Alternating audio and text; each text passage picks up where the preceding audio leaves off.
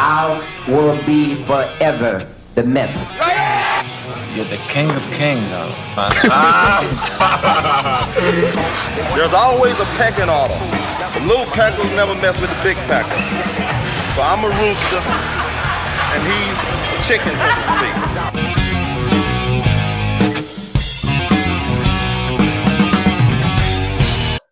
All right, welcome back to the Bodybuilding Legends podcast, and I have my good friend Jerry Brainum with us again, and we are doing our review at the end of the year, as we always do.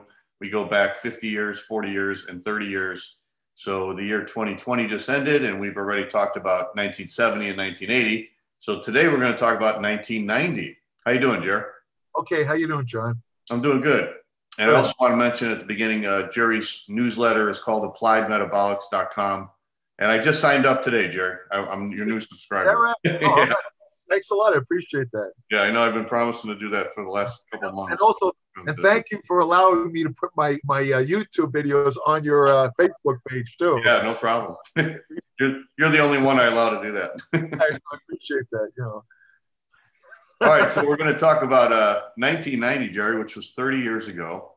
Right. And now this was a really unique year in the world of bodybuilding because this was the year that Ben Weider and the IFBB decided they were going to start drug testing all their major competitions because Ben Weider's main goal, his dream, was to see bodybuilding in the Olympics. And Right. I think he figured that the only way they could do that was to start drug testing like all other sports did.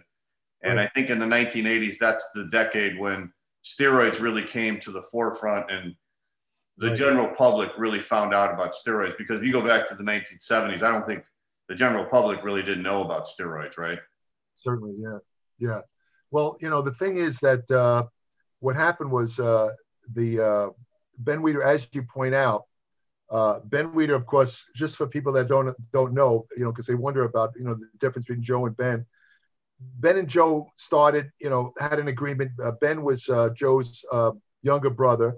They had an agreement when they started the Weider organization where Joe would run the business, meaning the magazines, the food supplement business, and Ben would run the IFBB. Both men were born in Canada. So Joe eventually moved to the United States, but Ben Weider stayed in Canada. The official headquarters of the IFBB, I believe, was in Montreal, if I remember correctly. It was in Canada. Yeah. And the thing about Ben was that he had this, he wanted to legitimize bodybuilding. In other words, he was trying to get all the stigma, all the misconceptions that the public had about bodybuilding. And he thought one real good way to illustrate the artistic value and the amount of effort that goes into bodybuilding would be to get bodybuilding in the Olympics. Mm-hmm. So most of his life, I mean, starting, God, who knows, the 50s, Ben Weider, that was his main goal, was to get bodybuilding in the Olympics, if not as a regular sport, at least as what they call an exhibition sport, which is something else. And as the IFBB increased, in other words, various countries all over the world signed up to be official IFBB countries, if you want to call it that. Eventually, he had like well over like something like 150 countries. Yeah. He had all the countries that participate in the Olympics, and he used that as a kind of a wedge to, you know, get to the person. His name was, I can't remember his name, Samurai, something like that. Samarak, yeah, Juan Antonio Samarak. Right, who was the head of the IFBB Olympic Committee. I mean, he became good buddies with the guy, and he had the guy convinced that, you know, that let's get bodybuilding in as an exhibition sport, see how it goes. And Samurai said to Ben Weider, look, you know, unfortunately, you know, there's a stigma with, you know, some of we're worried about the steroid situation. Mm-hmm. You know, the Olympic Games is for amateur athletes. I realize that a lot of your bodybuilders are pro. So Ben Weider says, I'll tell you what I'll do.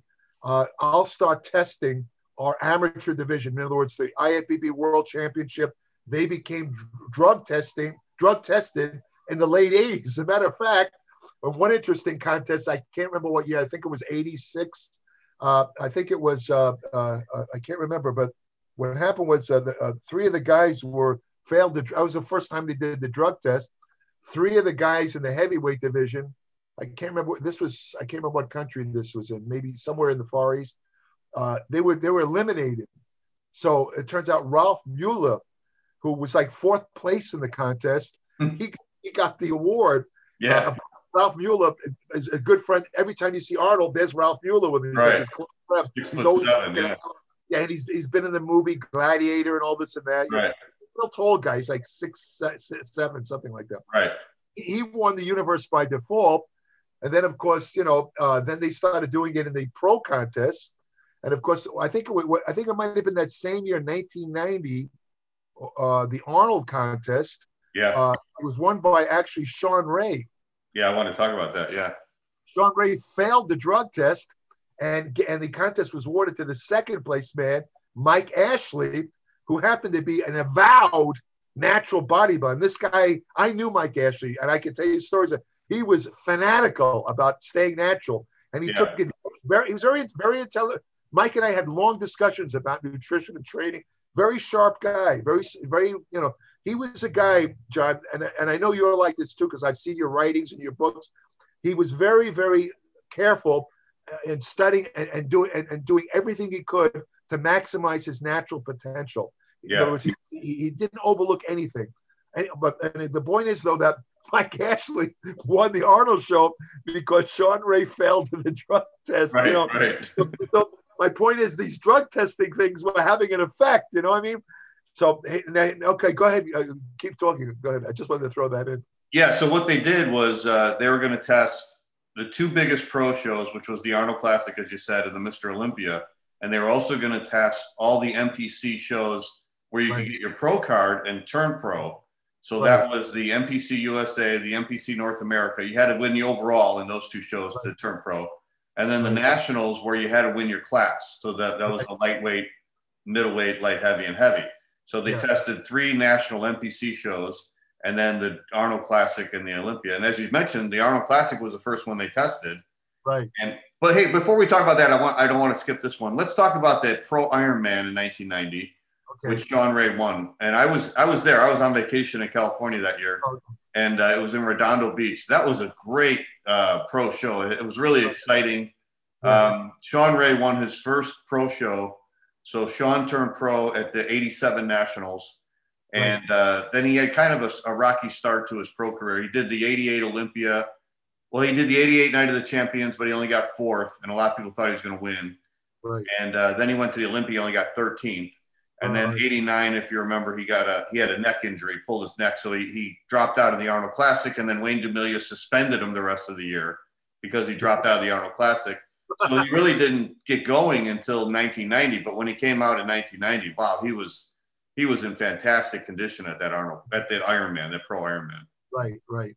What were the other placings, John? I don't remember offhand. Well, this was the week before the Arnold, so Mike Ashley was 2nd. Okay. And Vince Comerford was 3rd, which was kind of surprising. And then Gary Stridham, who looked really good, was 4th. Okay. Right. And J.J. Marsh was 5th, and he also looked really good. Right, J.J., I remember J.J.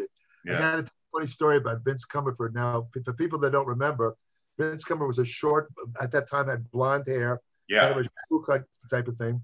I interviewed him. We got along really great. We became instant friends. And I think it was the 8. He won the short class. I believe it might have been the 87 Nationals. He won the short class. I think the middleweight. Yeah. I'm sorry, you're right. The middleweight. That's right, the middleweight. And they had a victory party in the hotel where everyone was staying after the contest, right? And I was standing at the door talking to somebody. And I saw Vince Comerford, who I'd interviewed early in the day. He comes up to go in to enter the party. Remember, this party was for the guys who won their classes, for the guys who competed, basically. That's what the party was for, right? Yeah. The guy at the door stops him, and Vince says, "Well, I won the middleweight class." The guy says, and he looks. He says, "I'm sorry. What's your name?" He says, "Vince Comerford." He says, "I'm sorry, I can't let you in. I don't know who you are." So I actually stepped in, and I said to the guy at the door, I said, "Listen, trust me, my friend. This is Vince Comerford. I trust me. He won the middleweight class. This celebration is for the winners of the contest. He's one of the winners. You can't not let him in." So the guy says, hey, look, I don't know anything. All I know is I don't know who he is, and I'm not letting him in. So all of a sudden I look ahead, who's walking up? But Jim Mannion. Jim Mannion was the head of the APC and all this and that. So I didn't realize that Jim Mannion had just gotten an argument. Jim Mannion always had a hot temper. Yeah. I mean, if you get him at the wrong time, he's like explosive temper, right? So I walked up to Jim Mannion with a big smile on my face. Hey, Jim, I said, can you believe this? I said, they won't let Vince Comerford into his own party. And Mannion went crazy on me. He said, Brainum, what are you bothering? He starts yelling and cursing at me. I said, whoa, Jim, whoa, wait, hold on. I was just trying to help Vince Comerford, man. Give me a break here. He just walked away. Well, I didn't see what happened because I didn't get into the party myself.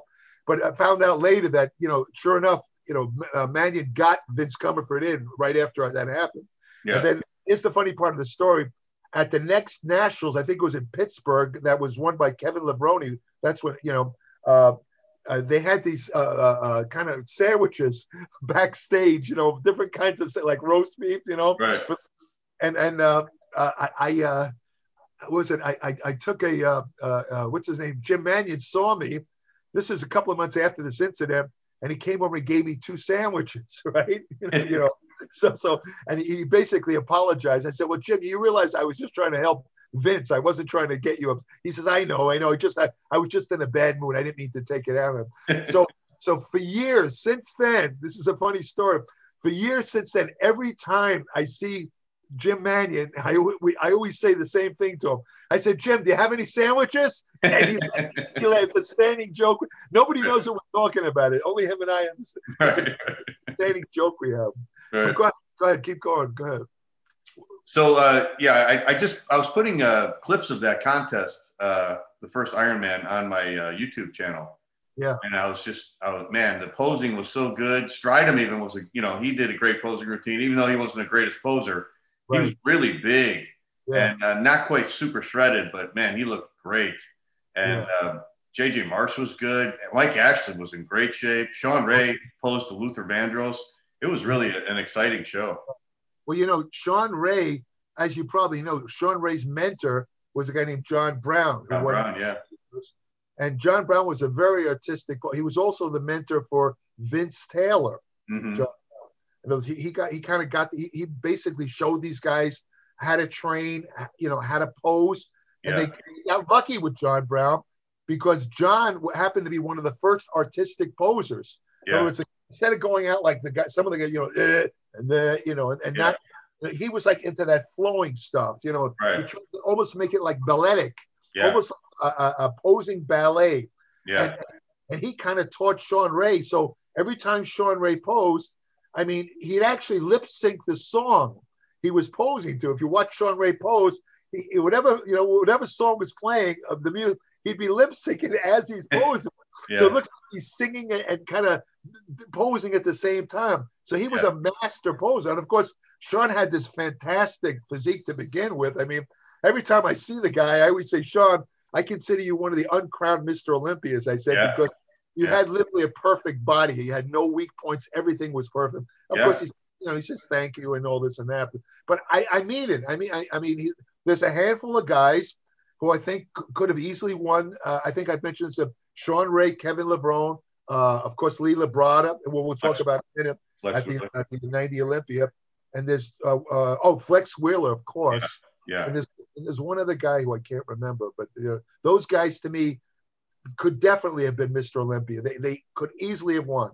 Yeah, I agree with you about Shawn Ray. I mean, he's, he wasn't the biggest guy, but just like such a perfectly symmetrical, thick physique. I mean, man. I just remembered the other guy who I thought should have won, Danny Padilla in 81. Oh, yeah. You were there, weren't you, in 81? Yeah, I was in there in 81. I wasn't there, but going by the pictures, he had a perfect physique. I know. He had calves, he had thighs, he had back, he had arms, full bicep, great. His only problem was he's 5'2".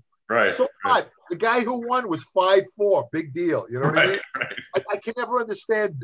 Danny was unquestionably another guy with an awesomely perfect physique. I look at these guys in awe because everything is balanced. I mean, it looks like it was made by a computer. Yeah. Yeah. Yeah, I felt bad for Danny that year because for years everybody was telling him, Danny, just come in ripped, you'll be Mr. Olympia. So finally he comes in ripped and they give him 5th place. Right. Horrible. That to me is right up there with when Roy Jones fought in the Olympics.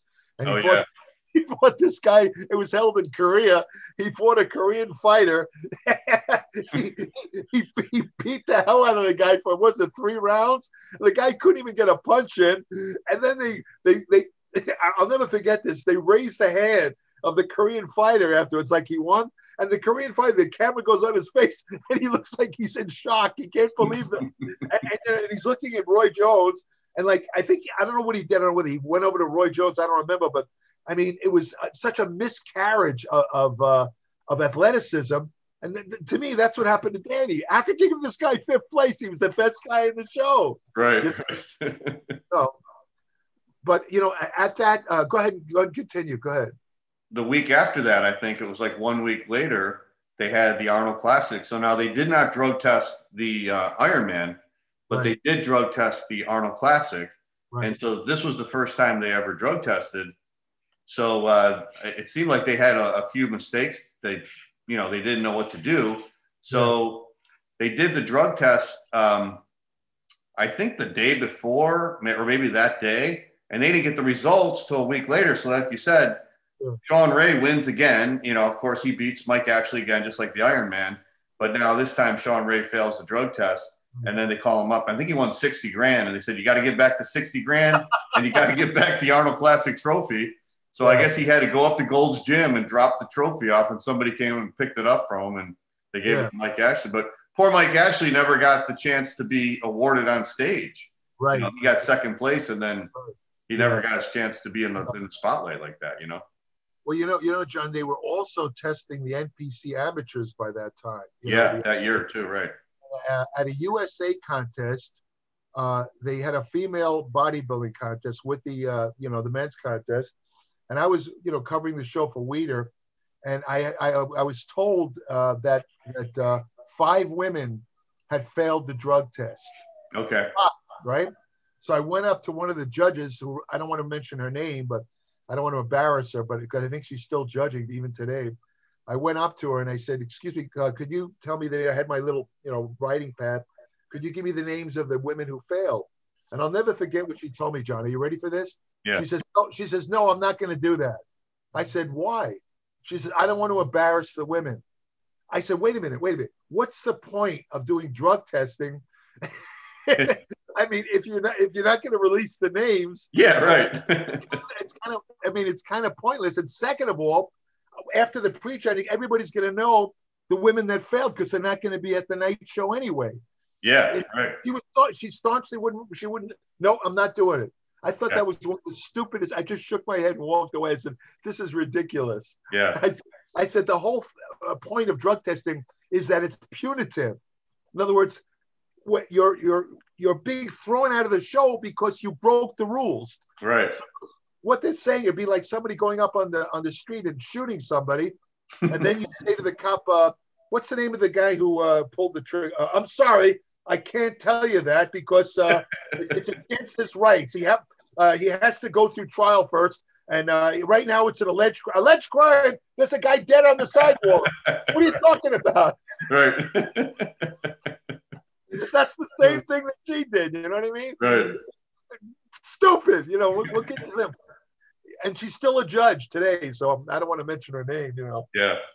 Well, Jerry, you know a lot about drugs and stuff, and it seems like the one drug that everybody had trouble with that year, both at the Olympia and at the Arnold Classic, was Winstrol, which is an injectable, right? Yeah, they use injectable. It's called Winstrol-V. Winstrol-V, The V stands for veterinary, meaning that it's actually meant for animals. And what I wrote this, like, God knows, 20, 30 years ago. I did some research and I found out that Winstrol-V, by the way, this is the same drug right around just 2 years earlier in '88 at the Seoul Olympics. This is the same drug that Ben Johnson from Canada, remember the sprinter? Oh, yeah. He's famous, yeah. This is what he got busted when they took his gold medal away. Wow. He gave it to the American who's, what's his name? Carl Lewis. Carl Lewis, yeah. Got the medal because Ben Johnson failed. It was the same drug Winstrol-V, right? And what I wrote was I did some research, and I found that the problem with veterinary drugs, a lot of these guys don't know, is the quality control is not the same as human drugs, meaning that the veterinary drugs it's not as pure. It can actually have some impurities in, not to the point of causing, illness, but it's not exactly the same drug. Now, the bodybuilder, this is kind of pathetic. The bodybuilders, the reason they were using Winstrol-V is because they had this idea. They were going by some self-styled experts. Yeah. Told them that if you use Winstrol-V and you get off it at a certain point before the show, it won't show up and you'll pass the drug screen. The guy was wrong, because it turns out Winstrol-V, unlike the oral Winstrol, because usually Winstrol is an oral tablet. Okay. The Winstrol-V actually, because of the fact that it's a veterinary drug, some metabolites actually get into your body fat, and they minute, tiny amounts are released into the blood, not enough to do anything. But if you take a drug screen and it's accurate, it'll pick up those metabolites and you fail. And that's what happened to the guys. Wasn't that the same with decadurabolin, which was a real popular steroid too? They said that that's the same thing. It would get into the fat cells, and then when you diet, when your fat cells got smaller, it gets released, even if you took it 6 months earlier or a year earlier. Decadurabolin, you won't believe this, is one of the worst drugs to take if you're in any kind of drug testing, whether it's at work, sports, bodybuilding. The metabolites of decadurabolin, which is hard to believe, they can be detected after 2 years. Oh my God, 2 years. 2 years of not using it. Wow. 2 years. There's no other drug that I can think of that could be. It's if you're in a flat statement, if you're going to compete in a drug tested contest, do not ever even think of using decadurabolin. You will be busted. You will be busted. Wow. Let me go over this list of names who were at the Arnold Classic, because all right, we had Shawn Ray, and I remember Shawn Ray said, here's the other thing about this drug testing. It wasn't like these guys were natural; they were just trying to beat the test, right? Right. So they would stay away from oil-based injectables like decadurabolin, because, like you said, that can get into the system and stay there. Right. And then they would just do probably like oil or water-based injectables, which are in and out of the system quickly. Like testosterone, proprietary, these types of things. But you see, the thing is, if I recall, a lot of these guys were depending, as I said earlier, on the advice given to them by these self-styled steroid experts, who really were not steroid experts, who were working strictly on guesswork. And in other words, they would tell these guys, again, if you take this drug and you get off it, let's say a week or two before the show, you will pass the drug screen. It won't show up. Unfortunately, a lot of the guys either ignored that, or they did it, and the particular drug they were using, even if it wasn't the oil-based, they took so much of it that traces were still in the body and showed up in the drug screen enough to bust them. So it wasn't refined. Other guys tried to use what they call masking drugs, like probenecid was one of them, which would cause you, it would disguise it in the urine test. It would disguise it. It would like dilute the urine. And in other words, the amount of steroid, because it was only in minute amounts, wouldn't be enough to show up on the drug screen. That was the theory. That also didn't work. The masking agents didn't work? No, they didn't. They didn't work. Yeah, they didn't work. It didn't work. They worked initially when the drug tests were first used in sports, not body, but we're going way back. Let's say early '80s, mid '80s, or something like that. It actually did work, but the people that do the drug screens got wind of it, and they did something where they could detect the masking agents itself. Okay. So in other words, if they found, let's say, probenecid in the drug screen, that to them was positive evidence that you were cheating. You were cheating. In other words, even if they couldn't find the steroid, you could still be busted because they just assumed you're cheating. Yeah. There you go. Why would we take it? There's no other reason to take it. Right. It's not like an aspirin or something, Right. There's no reason to take that, Yeah. So at the Arnold Classic, then Mike Ashley ends up winning. I remember Shawn Ray said that he tested positive for Winstrol-V, but he said he hadn't taken it in like a year and a half or something. So he goes, how can I test positive for something? But that's why, like you said, it gets into the fat cells. Yeah, that's the problem. See, as the bodybuilders, as you know, I mean, we all did this. You know, when you compete, you go on a diet and you want to lose. You know, you go into fat loss, and as the body fat, breaks down, anything that's stored in the fat gets into the blood. Yeah. And if you happen to be unfortunate enough to take a drug test at that time, I mean, there's famous stories about other drugs. For example, some people that took LSD, a hallucinogen, back in the 70s, they'd go on diets 20 years later, and if they lose a considerable amount of money, but suddenly they'd be walking down the street, they're in an acid trip out of nowhere. Geez, what the hell is going on here? Really? What happened? LSD actually got into the blood, got in the brain, and put them on a trip. Same with THC for marijuana. Wow. That's the active ingredient in marijuana. That's also fat soluble. You can go on a diet, and the THC stored in your fat cells, released in the blood, and you'll be sitting there like loaded and thinking, "Where's this coming from?" Right. They don't know that. Yeah. So that's what happened. That's probably what happened to Shawn. Yeah. Because Shawn got really, as you know, he got really cut for a show. Yeah, I didn't see the Arnold that year, but I did see the IronMan. I was there, and no offense, he didn't look drug free. he looked big and hard. He looked good. That was one of his best shapes ever, I think. Yeah, he used to get in very hard condition, like rock hard condition. And big, full. Yeah. Oh yeah. Right. Yeah. That's true. Mike Ashley, I think we've talked about this before. Mike Ashley was so careful and so measured. He was like, again, a very self-avowed natural bodybuilder, fanatical about it. He would take it personal, as a personal affront. If somebody accused him of taking drugs, he would take, it would be the same reaction like you cursed at him. He'd get very angry. Yeah. And I remember he was on one of the pro tours in Europe. He used to bring his own food in Tupperware.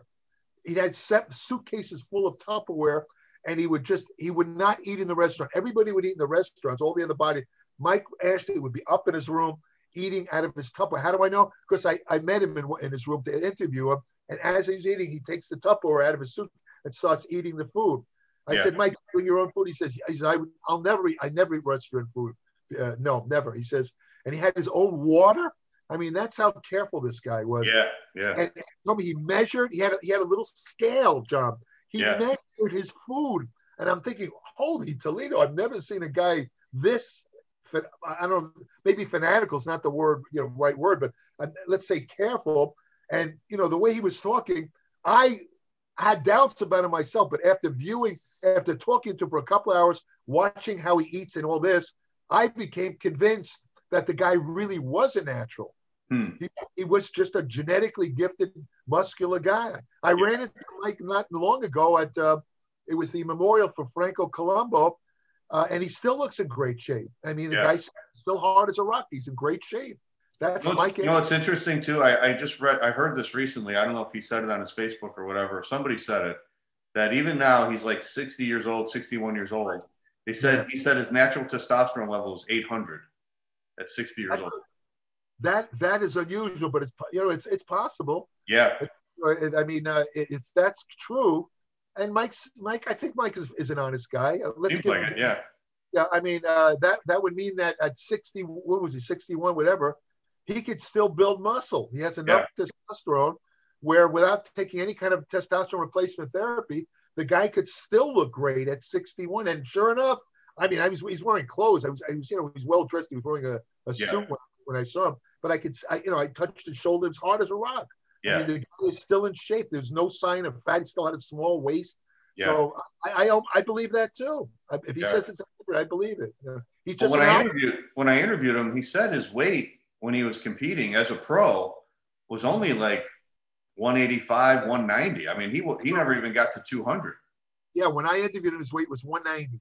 I remember him telling me that. And let me tell you, he was so meticulous in his preparations for a contest that he was actually written up in a medical journal. They didn't identify him. See, the way medical journals are, they always, when they're writing about people, you know, actual athletes, sort of, they always keep it anonymous for the privacy of the person. Mm-hmm. But when I was reading this article, I happened to read that journal because it was a nutrition journal.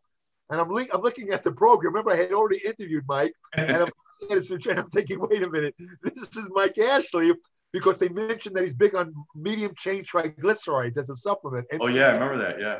I remember Mike emphasizing, I'm thinking, this is Mike Ashley. I know it is. And when I think I spoke to him, I think I even mentioned him when I saw him at the whatever you call it, at the Colombo Memorial. I said, Mike, I said, you were actually profiled in a medical journal. That was you, wasn't it? He said, yes. And another thing that gave it away was the fact that Mike was living in Arizona at the time, and the researchers were from the University of Arizona. Right. So you don't have to be a detective to put it all together. You know, it was definitely like that. Yeah. Yeah. If you analyze his physique, and, you know, being a natural bodybuilder myself, I know that the challenge is, you know, how do you get ripped and still keep the fullness? Because, you know, what the drugs do is they hold on to the muscle, and the drugs actually help you get even harder. So you don't lose the muscle when you're dieting. But when you're natural, and I was competing in the natural contest, I would have to diet 16, sometimes 20 weeks. That's 4 to 5 months in order to slowly lose the fat and keep all the muscle. Because if I dieted shorter than that, I'd have to diet more strict or do more cardio, and then you end up losing muscle. And if you look at a lot of these natural bodybuilders and a lot of these organizations, they look skinny. They're ripped, but they're like 170, 180 pounds. No matter what they weigh, they look skinny because they don't have any fullness. They look just real flat, you know, but they got shredded glutes, but they have no size. And I think what Mike had was, he just had such incredible separation, which was probably genetic, that he looked bigger than he was. Because, like, I just watched the video from that Pro Ironman where he got second, and his best shots where he had these incredible abs, like deep abs. And then when he hit his like most muscular shots, the crunching shots, he was just so separated. He just looked incredible. And, you know, he's only probably like 188 pounds or something, and he's competing on a pro level stage, but he just looked bigger than he was, you know. And he's also only 5'6", so you had all that muscle was kind of compacted. So looks bigger. He looks bigger than you might think he is, you know. Right. But, see, the thing about natural bodybuilders, it's a real fine line, because everything you said is just accurate. The challenge for natural bodybuilders is to get in a ripped shape and lose as much body fat as possible while minimizing muscle loss. See, this is the thing that the drug users have big advantage over the naturals, because the drugs spare the muscle, where the bodybuilder can go on an extremely stringent diet and still retain the muscle. Yeah. But if a natural bodybuilder goes on that same diet without the drugs, there's let's say he's overtraining or something like that, there's a huge risk of losing a lot of muscle. In fact, I wrote an article in my Applied Metabolics. I've actually written several articles about the best way for a natural bodybuilder to prepare for a contest, lose body fat. And I always point out that, you know, a lot of the bodybuilders like to reduce carbohydrates, you know, as the contest draws, you know, to tap into the fat, lose more fat. But with a natural bodybuilder, once you've gotten your body fat down, you have to actually raise the carbohydrates as they go. Otherwise, because that's what will keep the muscle full. Oh, right. And it acts as a buffer to prevent your body from digging into the muscle, pulling the amino acids and causing a muscle catabolic event. The worst thing a natural bodybuilder could do is to go on like zero carbs, because you will definitely lose muscle if you do that. Yeah, yeah. So it's kind of, in other words, to be a successful natural bodybuilder, as you well know, it takes a lot more work and self-study to be successful than compared to a drug. A drug user, a lot of the thinking is pulled right out of it. All you got to do is take the drugs and, you know, diet and train, but you don't have to be as consistent. You don't have to be as meticulous as a natural body. There's a big difference. Oh, big difference. Yeah. I remember when I did the natural Olympia, the first natural Olympia that they had, it was in Greece, and I competed in that show. So I was supposed to go out to Greece like earlier in the week. And this promoter from Budapest, Hungary, called me up the weekend before. And he said, hey, I want you to guest pose at my contest next week. And I said, well, I can't. I'm competing in the Natural Olympia. He goes, oh, I know. He goes, we're sending a big team over there from Budapest. But he goes, we're going to have our championships on Thursday, and then we're going over there. So he goes, I want you to come earlier so you can guest pose at my show in Budapest. So he ends up changing my flight and everything. And then I go out there. And so now I'm in Europe all week. And I remember I contacted Chris Aceto because Chris Aceto was married to Laura Crevel. Right. And I asked him, I said, how do you guys diet when you're away? Because I remember the Miss Olympia that year, I think it was in Czechoslovakia or something, you know, it was in Europe. Yeah. And he told me he had a George Foreman grill, and he would go to the store and buy meat and cook it on the George Foreman grill. And he would also buy baked potatoes or sweet potatoes and cut them into slices and cook it on the George Foreman grill. So that way they were able to stay strict on their diet. So I did that. But while we were in Budapest, I remember I went on a couple of times. We went to a restaurant and they were serving us chicken and rice, which is loaded with sodium, you know. Right, that's true. So then I guest posed on Thursday, and I asked my friend who's a photographer, I said, how did I look? And he goes, you're holding a little water. And I'm like, oh no, I blew it. You know, the contest is in 2 days. Right. So for the next 2 days, I had to like limit my water, limit my carbs. In order to get rid of that water, I was killing myself. I remember the night before the show, I was starving so bad that I opened up this can of protein powder I had, and I was licking my finger and eating the protein powder. And I went nuts for like 5 minutes, and I'm like, oh no, I blew it. I blew my diet. You know what might have helped you? I'll tell you. You know, and this is I've written this also as a technique for natural bodybuilders. Certain herbs have pretty strong, surprisingly strong diuretic effects. Yeah. One of them, dandelion, for example. Dandelion root, yeah. There's actually been a study. This is hard to believe, but dandelion supposedly, according to the study, has the same diuretic effect as taking Lasix, which is a very potent drug diuretic. You know, and knowing that, when I worked with professional boxers in the 90s, they had to make weight, like Oscar De La Hoya. Some of these guys had to make weight, and I couldn't give them diuretic drugs because of they were drug tested too. So I would put them on dandelion and other herbal diuretics, and it always worked. Wow. They lost the water. They didn't get weak like diuretics. You know, they could pull the minerals out. And I can't have boxers who are cramping up while they're fighting. I can't take. Besides which, it would show up in the drug test, and they'd be, you know, these guys are being paid millions to fight. I can't take that. Right. You know, so I put them on the herbal diuretics, and they always worked. The guys never got weak, and they always made. I never once. I worked with about 15 world champion boxers besides De La Hoya. Not one guy that I worked with ever failed to make weight. Not one. Not one. Never. Not one. Oh, there's one guy named Eric Morales, who I worked with, one of the last fighters I worked with. He was the last week he disappeared. You know, this was in Vegas. Turns out he went somewhere with 2 Mexican doctors. He was from Mexico, and they put him on this is the week before the fight. They put him on an all fruit diet, and they limited his water because you know, to me that was the way of making him.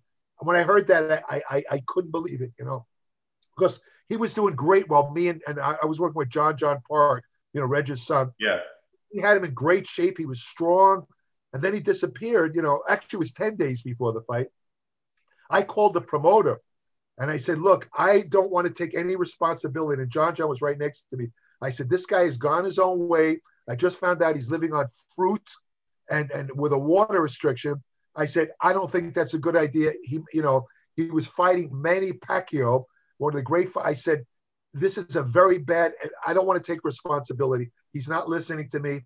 And the guy, like the promoter, you know, he went crazy. You know, he called the doctors in. He said, but by that time it was only 2 days before the fight. It was too late.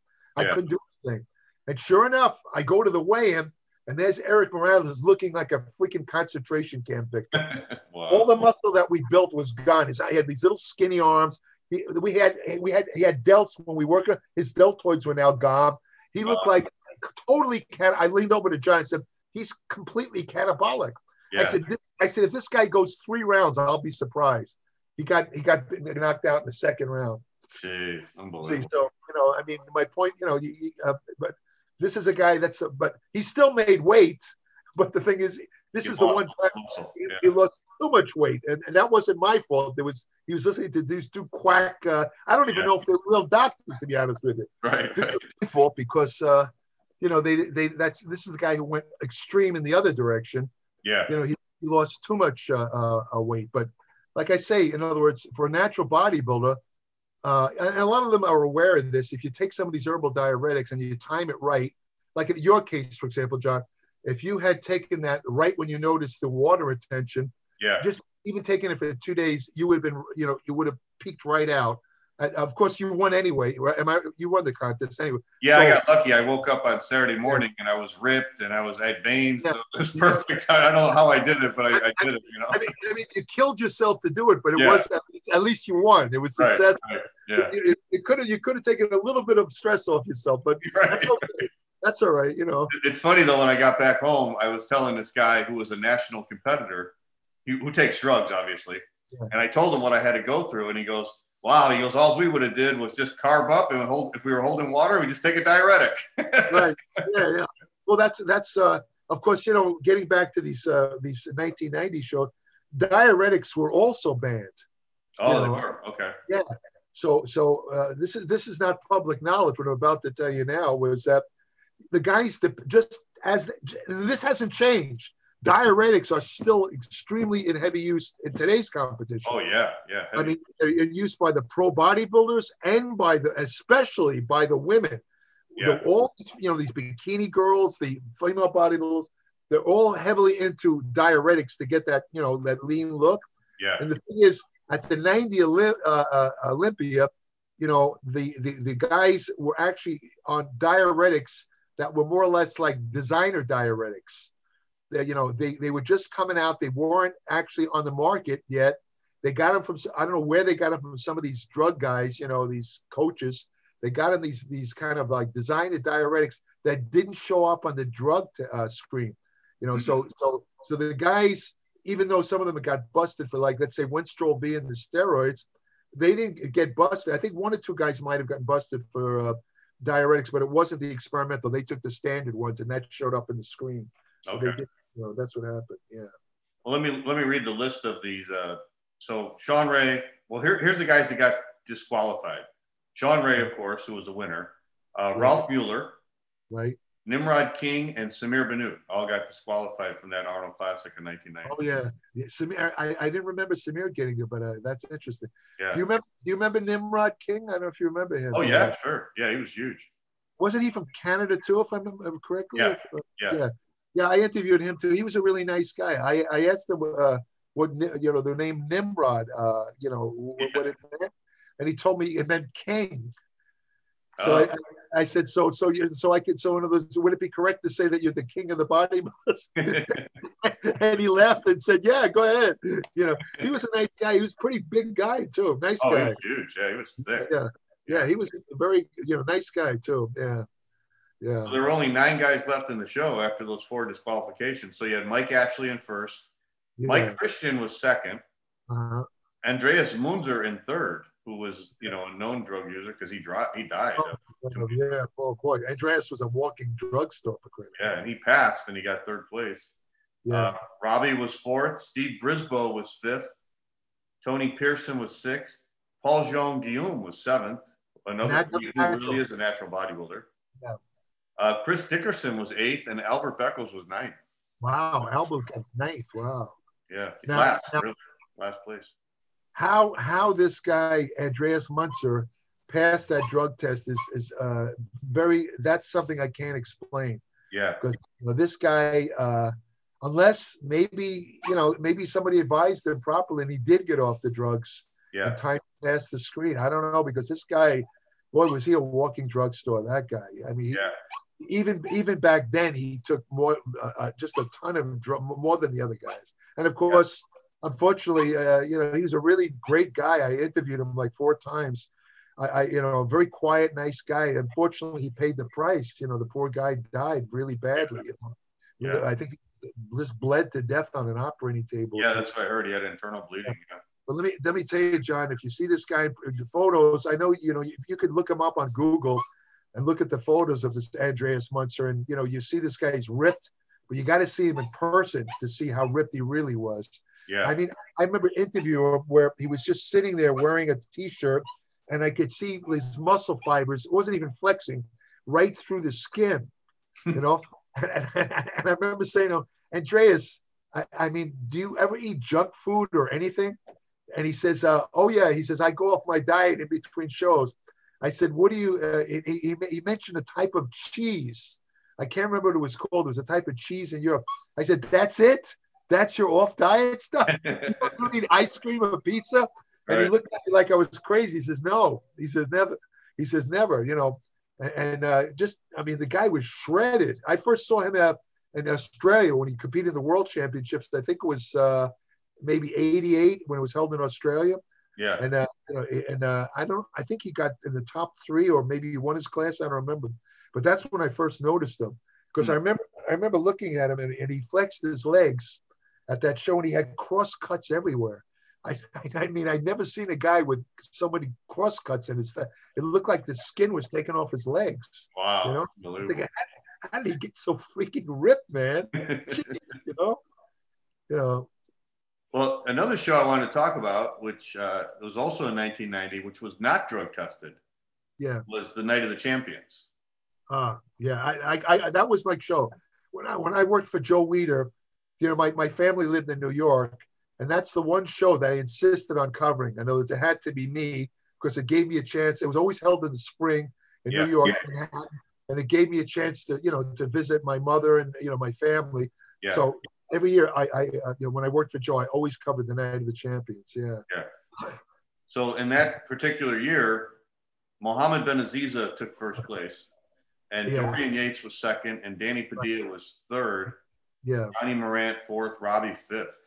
Right. That's the year. I think we talked about this story, but I'll repeat it in case people didn't see that episode that we did. This is when I met Dorian Yates. Okay. I was walking through the hotel lobby. Peter McGuff, who just passed away, Peter, was also working for Joe, and he was covering the contest. I think I was covering it for Muscle and Fitness. He was there for Flex, if I remember correctly. Right. Okay. And Julian Quinn was also there for Weider. And I'm walking back to my room through the hotel lobby, and Peter McGuff stops me and he says, you know, he's at the English. He's Jerry. I won't, if you didn't mind, I'd like to introduce you to a friend of mine from England. I think he's going to be a top guy, you know. And I'm thinking to myself, oh, here we go. I said, you know, it's probably some, you know, nondescript English guy who doesn't really have much of a physique, but because he's from Britain, you know, and Peter's from Britain, Peter's trying to, you know, push him because he's a fellow countryman. I expect to see this mediocre guy. So we go up to the hotel room. And there, I remember walking in the hotel room, there's a woman sitting on the chair. It turned out to be Dorian's, I think he wasn't married to, it was his, I think her name was Debbie. It was his fiance. Yeah. And she was sitting there, and he was standing there in a bathrobe. He was just standing there in a bathrobe. And so Peter goes up to Dorian, who obviously already knows. He says, Dorian, he says, show Jerry your physique. He goes, so, you know, I'm looking at him in the bathroom thinking, well, he does look like a pretty big guy, you know, probably a big bulky guy, you know. Yeah. So he takes off the bathrobe and my jaw drops because the first thing I notice is these gigantic calves he has. Yeah. And the guy is just like really ripped and big. And I'm thinking, who is this guy? Yeah. I said, why haven't I heard of this guy? He's like this is a Mr. Olympia standing in front of me. Yeah, nobody heard of him. No, this was 1990. Nobody ever heard of the guy. Right. And I remember the first thing I asked Dorian Yates is, I said, those calves are genetic. They're not, I know they're genetic, right? He says, and Dorian says, no, actually they're not. He said, I said, what do you mean? He says, they were only 17 inches when I began training. I think 17 inches. You think that's not a natural calf? I don't think my calf was ever 17 inches after 20 years of training. And he threw a couple of poses for me. And I remember, you know, after I left the room, I said to Peter, I said, this guy's going to definitely make the top 3. This was, you know, before the contest. And as you said, he placed, what was it, second, right? Second, yeah. And of course, Benaziza, he was another one of those short guys that were just this guy had the muscles of a guy like, you know, 4 inches taller. Yeah. He was just thick and ripped and really nice guy. But I interviewed him too. And the problem, they called him Momo. That was his nickname. Right. And the problem with Momo was that, you know, when I interviewed him, he was originally from Algeria, and he was living in Nice, France. And his girlfriend was there as the interpreter. And I remember interviewing him. He said to me, something in French, and I said, what did he say? She says, Momo says that all the American bodybuilders are pussies. That's the word he used. So I said, could you ask him why he feels that way? So then he said, he looks at me, he smiles, and he said something in French again. And I said, what did he say? He says, the Americans think that the drugs are so dangerous and they're going to kill them. And, they're pussies. He says, I take all the drugs. It doesn't bother me. And I get bigger and more cut each time and this and that. And what was it like just a couple of months, maybe a year or two later? I can't remember. The 90, guy, 92, 2 years later. Yeah, 2 years later, he was dead. Yeah. And when he died, the first thing I thought of was that conversation. Yeah, famous last words. Because he was a nice guy. I remember Momo. The thing that stands out about him was he was a sweet guy, but he was so enthusiastic. He was like a kid. He reminded me of a teenager. He loved bodybuilding so much. He was just smiling when he started training. I love to do curls and he was so enthusiastic. I remember. Yeah. He's like almost like a young kid, Right. Really nice guy, But what a physique, my God, geez. Yeah. Unbelievable. He had another guy with everything. No weak points. Dorian said he was inspired by when Benaziza beat him. That's what motivated him to train his back harder, because he said Benaziza killed him in the back. Benaziza had a complete back, right top to bottom. Like that 3D look where the muscles just popped out. Yeah, that's exactly right. And he had those really thick abs, Yeah. Very beautiful arm shape, everything, delts, huge delts. He looked good in every pose he threw, Benaziza. Yeah. Every pose he threw. There's no, some guys look better in a side shot like Larry Scott, or this and that. This guy looked good in every single pose. Wow. Yeah. He was kind of like right on the level of Danny Padilla, a little bit different, shape, physique, but just like Danny, he was short, but had everything. Yeah. I guess Dorian put a picture up on his refrigerator of Benaziza's back compared to his to inspire him for the next year. And the next year, Dorian won it. Dorian won it. He won. Yeah. Well, it worked. Dorian had one of the best backs ever, as you know. Yeah. Obviously, the inspiration worked. Hey, let's talk about Danny Padilla, because I don't know how old Danny was at the time, but I mean, if you figure 81 was his peak, this is 9 years later, 1990, and he comes back to take on all the young guys. He's the old school guy, right? And he takes third place. And I remember he was in incredible shape in that show. He was full, he was big, he was ripped. Yeah, man, what a great comeback for Danny Padilla. Well, again, Danny has the genetics. Yeah. Where this is the guy who actually he lived in Rochester, New York. His family had a kind of a supermarket or something like that. And he worked there with his father back in Rochester. And when he was living in New York, I know it sounds funny, he hardly trained at all. He would just work. He wouldn't train. So he's another guy who's naturally small, naturally skinny. Yeah. He would go down to something like 130 pounds. Wow. Then when he when he decided to compete in the show, he would just build up again, like building a building. He would build up, and he'd go up to something like 190 pounds, something like that. I can't remember. But he, Danny had this genetic advantage because he had these full, again, like Benaziza, full, complete everything, full biceps, tricep, abs. The guy had so he was still young enough to come back in that night of the champions, and even though again because Danny's only 5'2". They called him the giant killer because even though the guys are bigger than him, they couldn't match his symmetry and proportions. And he looked so perfect that when they posed next to him, he just destroyed them. Yeah. That's why he got third, see? Wouldn't it be great if he would have won that night? Yeah, it would have been, yeah. Old school bodybuilder coming back. Well, he was a 70s bodybuilder, and he's competing in 1990.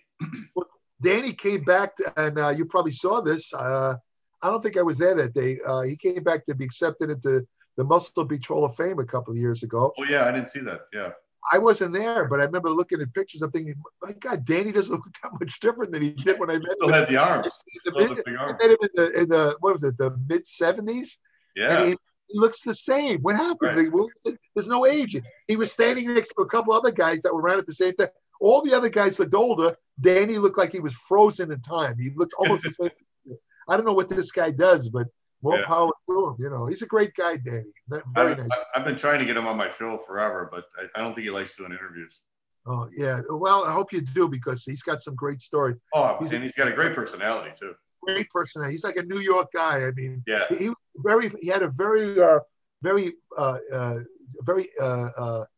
flowing wit. He used to say really funny things. I can't repeat some of them, but some of the things he'd say were like a little off color, but they were hilarious. You know, some of the things he would say, I remember. Yeah. And you know, Dorian, when I interviewed Dorian, he told me a story about that Night of the Champions that he did. He said, I guess he was standing on one end of the lineup, and you know that Night of the Champions, they would have like 26 guys, so that the whole stage was full, and nobody knew who Dorian was. Right. And I guess he looked so good that the buzz was going through the crowd, like, who is that guy? Who is that? And then somebody found out his name, and then they're all chanting, Dorian, Dorian, Dorian. And he couldn't believe it. You know, he couldn't believe when they're, and then he said, when they started calling him up for the mandatories, Robbie's standing back there and he's like, hit it, Dorian, hit it. And, you know, he used to idolize Robbie Robinson when he was a kid. So he said that was a surreal moment for him. He's on stage, not only with Robbie, but Robbie's cheering him on, you know? Right.